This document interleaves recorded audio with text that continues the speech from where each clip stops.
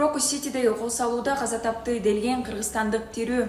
Кыргызстандын Орусиядагы элчилиги Шерзодбек Тургунбаев аттуу кыргыз жараны тирүү экенин кабарлады. 23 мартта социалдык тармактарда 22 жаштагы Шерзодбек Тургунбаев Москвадагы концерттик залда болгон кол салууда кайтыш болгону жазылган маалыматтар тараган.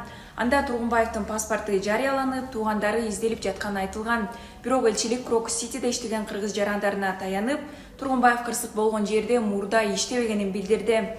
Ошондой эле элчилик акыркы маалыматтар боюнча Тургунбаев тирүү экенин маалымдады.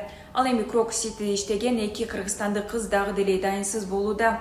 Элчилик кыздардын туугандары менен байланышта экенин, ооруканаларды жана моргторду кыдыруу иштери уланып жатканын белгиледи. Андан сырткары элчилик Орусияда иштеген кыргыз жарандарына көп адамдар чогулган жерлерден оолак болууга чакырат. Ушул тапта Москвада мигранттарга жапырт текшерүү башталганы дагы кабарланды. Ошондой эле Москвага учуп барган мигрант